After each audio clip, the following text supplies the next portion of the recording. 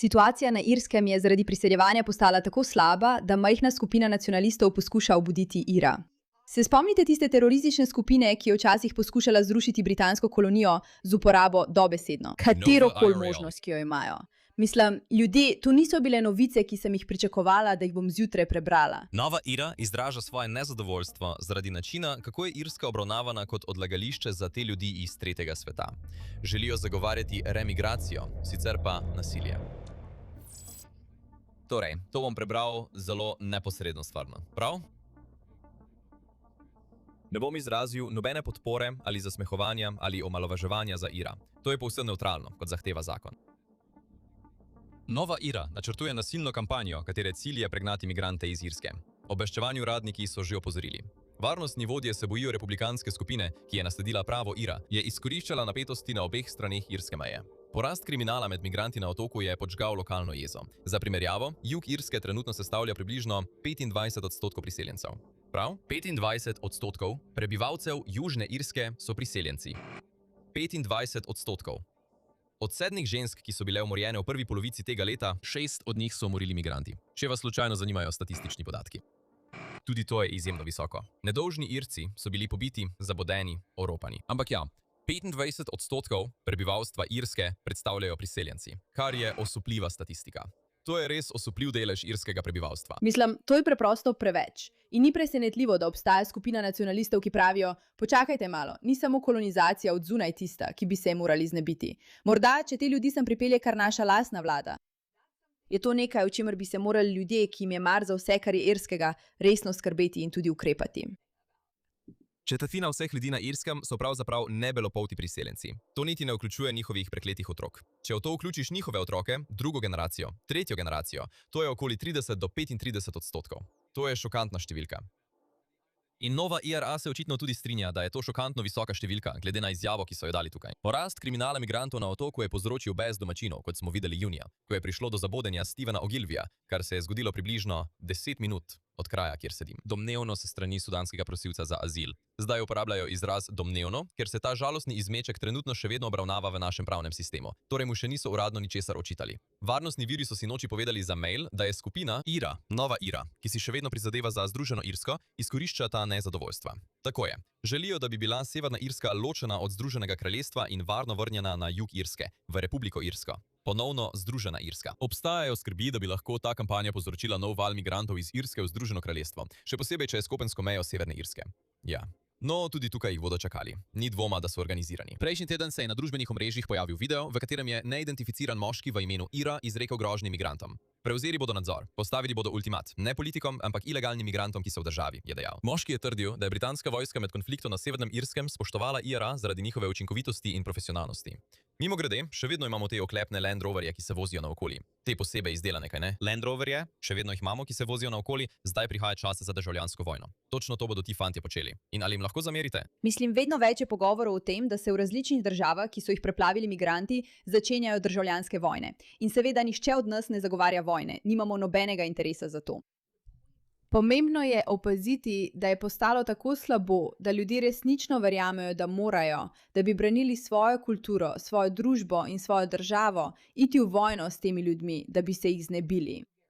Tako slabo je postalo. Pomislite, zakaj vse so ljudje šli v vojno pred stotinami let in še danes in spoznajte, da vlade pritiskajo na lastne ljudi.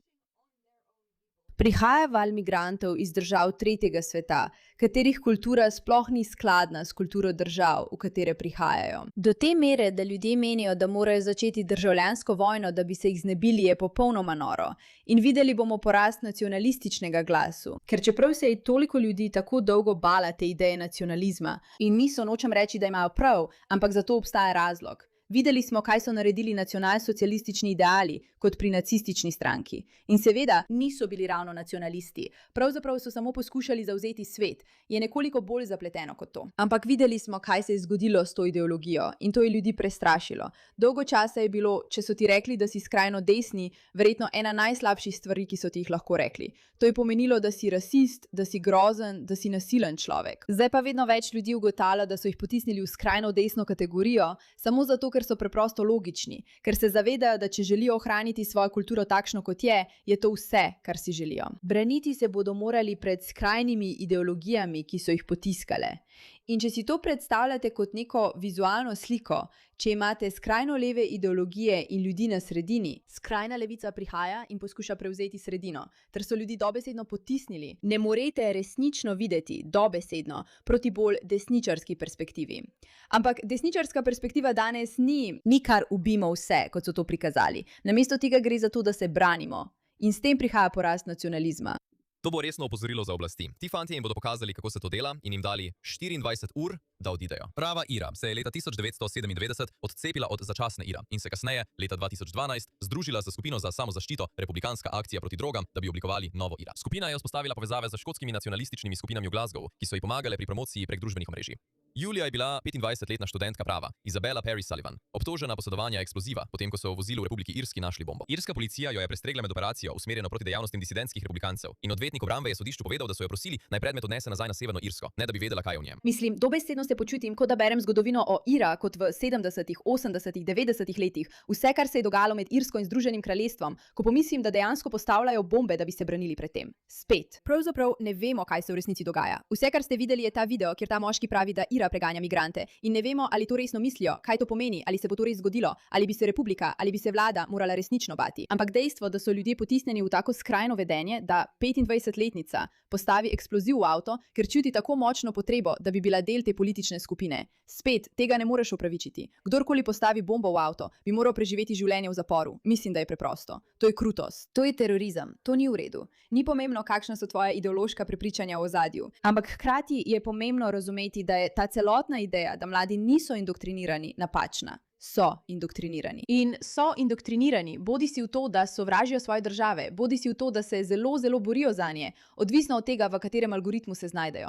Spomnim se tega, to je bila velika novica. Prevažali so bombo na sever. Ja, to je bilo noro. Mislim, da nikoli nismo izvedeli, za koga je bila namenjena. Nova IRA je bila letos zelo dejavna na severu pri napadih na policijsko službo Severne Irske, na policijski postaji Lurgan in z avtomobilsko bombo v Dunmarju. Torej ponovno aktivno napadajo policijo. Imajo dva cilja: irska neodvisnost in vsi migranti van. To smo povedali že od samega začetka, da sta dva glavna sovražnika. No, sovražnikov je več, ampak v tem migrantskem prevzemu sta dva glavna sovražnika. To so migranti, ki prihajajo, ampak potem je tu še vlada, ki to dovoljuje. In ko imaš te nacionalistične skupine, se borijo proti dvema stvarem, proti migrantom in proti vladi. Torej želijo svobodo, želijo biti združeni. O zapletenosti irske geopolitike in podobnem lahko govorimo kdaj drugič. Zdaj se v to ne bomo poglabljali. Vendar je pomembno razumeti, da to prepoznavajo. Zavedajo se, da ne gre le za vojno proti ljudem, ki prihajajo in poskušajo prevzeti oblast. Gre tudi za vojno proti tistim, ki tem ljudem dovoljujejo, da pridejo in prevzamejo oblast. To sta dve različni skupini. In če se ljudje sami ne bodo uprli vladi in temu navalu vsiljivcev, kdo se bo?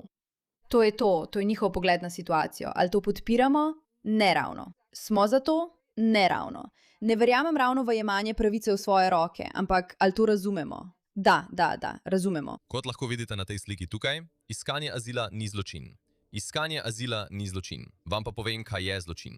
Ostati v državi, potem kot je bil azil zavrnjen. Izrezati oči invalidnemu Škotu. Tudi to je zločin. Priti sem in še preden sploh zaprosiš za azil, zagrešiti goljufijo s socialnimi prejemki. Tudi to je zločin. Tolpe, kriminal. Zabodati bele otroke s svojimi kirpani. Zločini. Ti kirpani, zločin. In točno to se zgodi. Celotno vprašanje priseljevanja poskušajo prikazati kot vprašanje tega, da moraš imeti sočutje do otrok in žena. Ampak potem delujejo nasilno, ne asimilirajo se, niso pripravljeni dejansko se vključiti in biti hvaležni za priložnosti, ki so jim dane. In uporabljajo to neverjetno retoriko, da iskanje azila ne pomeni, da smo kriminalci. Ali pa poglejte te čudovite ljudi, ki so prispevali k vaši družbi. Kako bi nas lahko vse izgnali? Pač, ja.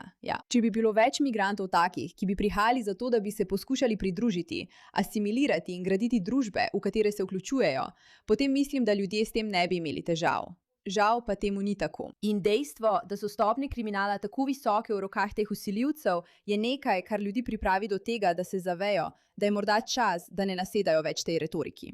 Kakorkoli, ali se na Irskem dejansko vzpostavlja nova IRA, ki načrtuje odstranitev priseljencev oziroma vsiljivcev? To še ni povsem jasno. Je pa to znak tega, kar prihaja? Da je. Hvala za vašo pozornost glede te zadeve.